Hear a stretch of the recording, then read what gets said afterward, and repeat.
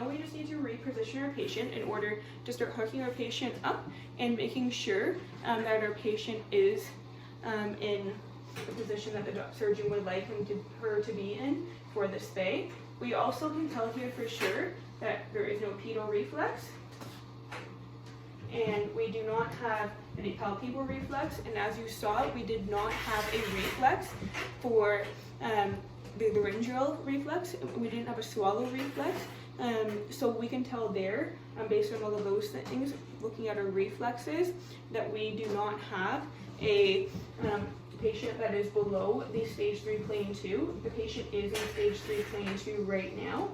One more thing that I'm going to do is grab my stethoscope and have a listen.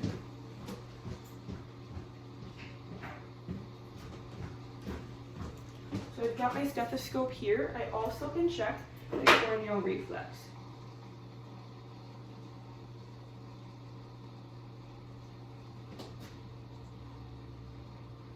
So no corneal reflex.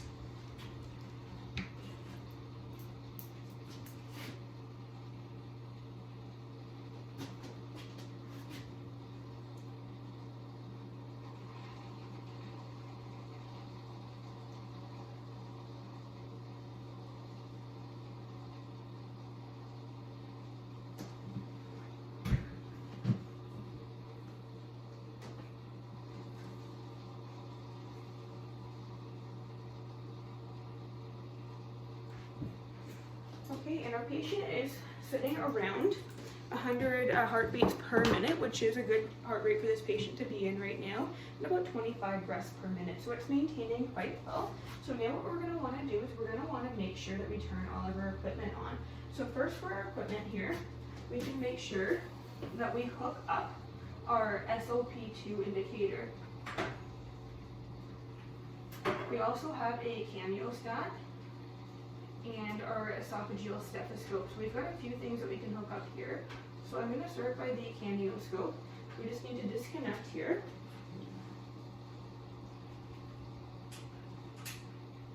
Connect here, and then connect to the tube. And we're all set there. And because we did that, we should have a quick listen. So we're just going to close here quickly. Just quickly. Closing. And listening, giving a breath, not going above 20. And releasing. Right away, make sure that you're opening. We're not hearing any leaks here. And everything is turned up and sitting where it needs to be for now. So we are all set there. Now that we're all connected, we can turn our patient over. So let's turn our patient. Disconnect here now.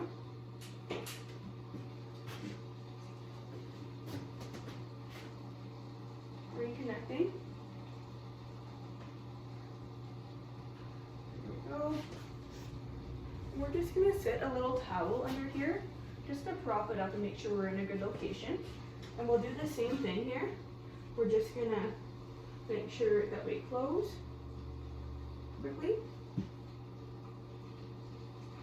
So we're closed in a pop-off valve. Listening again. Not going above 20. And releasing. And I'm not hearing anything there. So now I'm going to open. Now, most importantly, I want to grab my stethoscope. This is the most important way of knowing that we are in with our tube. Grabbing our stethoscope, bilateral lung resuscitation. So make sure, again, you do close your pop-off valve. Pop-off valve is closed. And listen to both lungs. Make sure that you are not going above 20. And have a really good listen of those lungs. Giving a breath, releasing. And giving a breath and releasing. And both lungs sound the same. Make sure again, right after that, you are opening.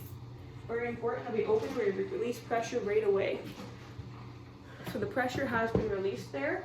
So now what we need to do is we need to start by connecting our SOP2 indicator. So we have to grab that here.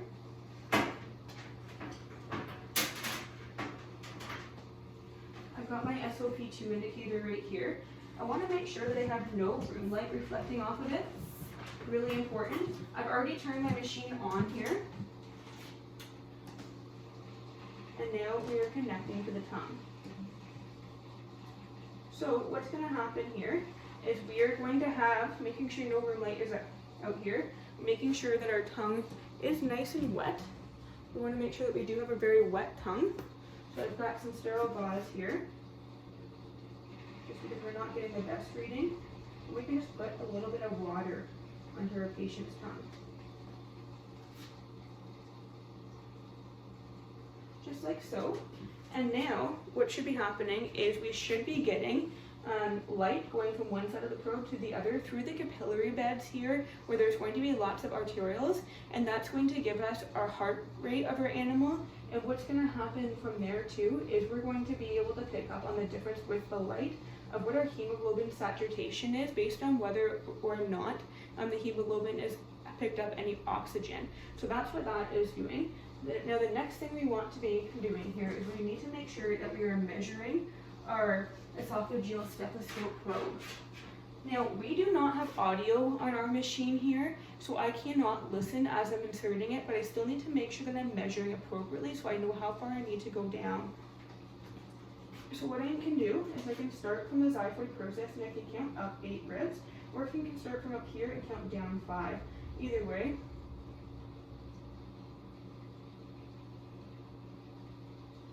So that's going to be around where my 5th rib is.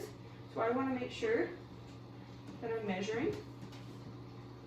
So I need to be going about this far. So just making a mental mark here of how far this needs to be going down. And what I should be doing is, if I did have audio, would be listening as I'm inserting it, but we do not have audio for this, so we cannot insert it that way. But we would just pick the cat up and we would insert